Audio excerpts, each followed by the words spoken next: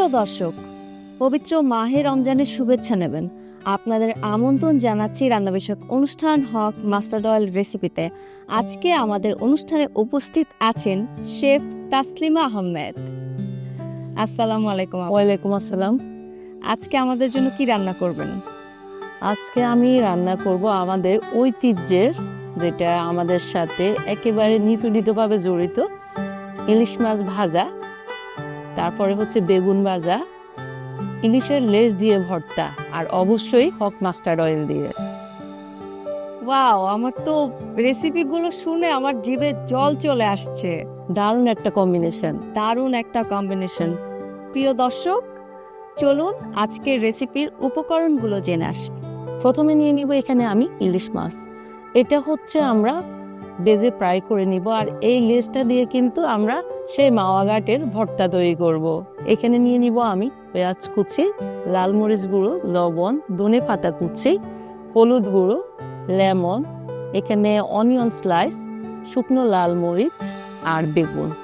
আর সাথে থাকছে হক mustard oil. চলুন আপু, আমরা রান্না শুরু করি। জি, গ্যাস স্টোভটা জ্বালিয়ে আমরা হক মাস্টার্ড অয়েলটা প্রথমে দিয়ে দিব গরম হওয়ার জন্য। এটা আমরা পরিমাণ মতো দিয়ে দিব হক মাস্টার্ড অয়েলটা। হালকা আমরা সল্ট দিয়ে সিজনিং করে নিব। আর লাগবে আমাদের হলুদ, হালকা পরিমাণ জাস্ট আমরা দিয়ে দিব যতটুকু, একটু কালারটা যেন আমাদের সুন্দর আসে। আর দিয়ে দিব একটু লাল মরিচের গুঁড়ো।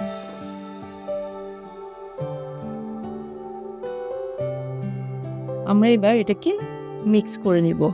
আমরা হাত দিয়ে মিক্স করে নিতে পারি, অথবা এভাবে করে আমরা স্পুন দিয়েও কাজটা করে নিতে পারি।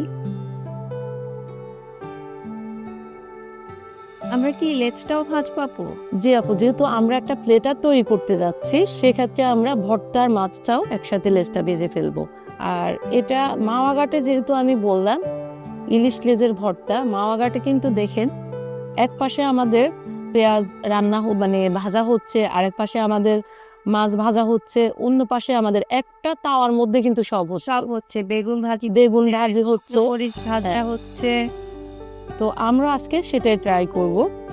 এটা আমরা এখন উল্টিয়ে দিব, যেহেতু আমার এক পাশটা হয়ে গেছে। মানে দুইটা দিয়ে করতেছি কারণ মাছটা হচ্ছে অনেক বেশি সফট।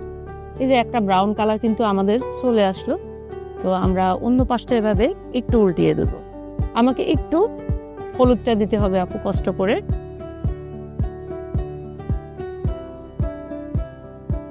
আর সল্টটা দিতে হবে। আমরা একসাথে যে অনেকগুলো কাজ করতে পারি সেটাও তো দেখতে হবে আমাদের দর্শক। তো যেটা বলতে চাচ্ছি যে আমরা যদি সব কাজগুলো একটু যদি গুছিয়ে নিই নিজের মতো করে, তাহলে আমাদের কিন্তু রান্নাটা খুবই সহজ হয়ে যায়। আমি তুলে নিচ্ছি ইলিশ মাছের টুকরোগুলো এবং সাথে লেজটা। কত সুন্দর একটা কালার চলে এসেছে আমাদের, সুন্দর একটা কালার চিলা। একই তেলের মধ্যে আমরা যে ইলিশ মাছটা ভাজলাম, এই তেলের মধ্যে যখন বেগুনটা ভাজবো, এটার মধ্যে কিন্তু একটা ইলিশের ফ্লেভার ঢুকে যাবে। তার মধ্যে হক মাস্টার্ড অয়েলের যে একটা ঝাঁঝালো ফ্লেভার, এটা তো অবশ্যই থাকবে। এই বেগুনটার পাশে আমি দিয়ে দিব কিছু শুকনো মরিচ। এই যে একসাথে যে আমরা কয়েকটা কাজ করতেছি, সেটা কিন্তু একটা দেখার বিষয়।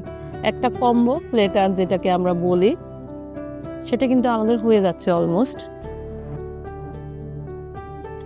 আমার কিন্তু এই যে মরিচগুলো কিন্তু হয়ে গেছে অলমোস্ট। আমরা একসাথে অনেকগুলো কাজ কিন্তু করে ফেলতেছি। এই পেঁয়াজটা দিয়ে আমি অর্ধেক পেঁয়াজ এখানে একটু হালকা ভেজে নিব, যেটা আমরা ইলিশের ভর্তার মধ্যে ব্যবহার করব।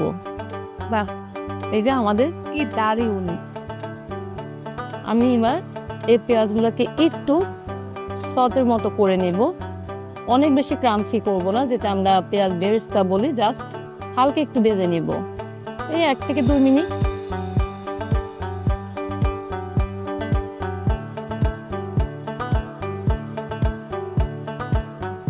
আপু, আমি এবার লেজ থেকে কিভাবে আমরা ম্যাজিকের মতো কাঁটাটা ছাড়িয়ে নেব সেটাই আপনাকে দেখাবো। এই যে এভাবে করে আমরা যখন এটাকে একটা প্রোগ দিয়ে করব, তখন দেখা যাবে যে আমাদের কাঁটাটা অটোমেটিকে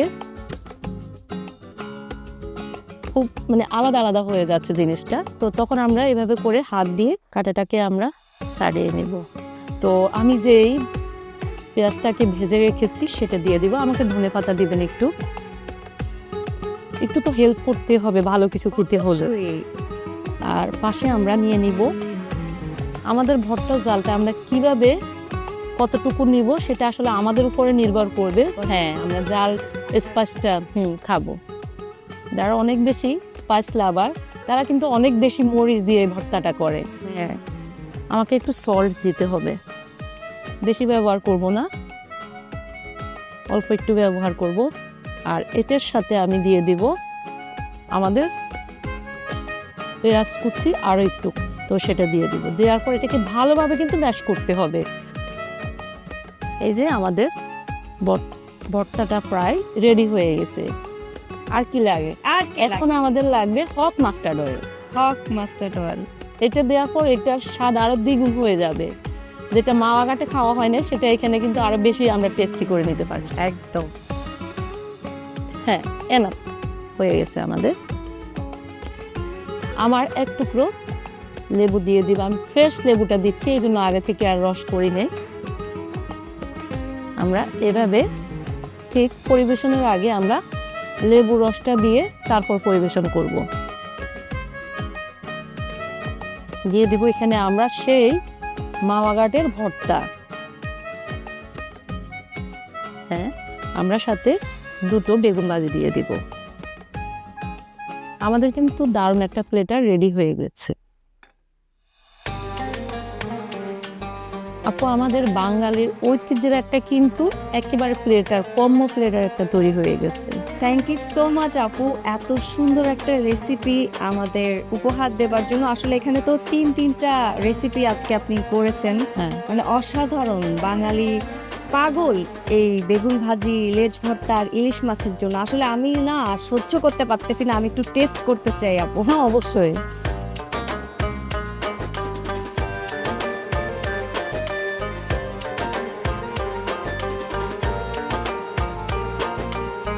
প্রিয় দর্শক, আজকের মতো বিদায় নিচ্ছি। দেখা হবে আগামী পর্বে নতুন কোনো রেসিপি নিয়ে, হক মাস্টার্ড অয়েল রেসিপিতে। সে পর্যন্ত ভালো থাকবেন, সুস্থ থাকবেন। আল্লাহ হাফেজ।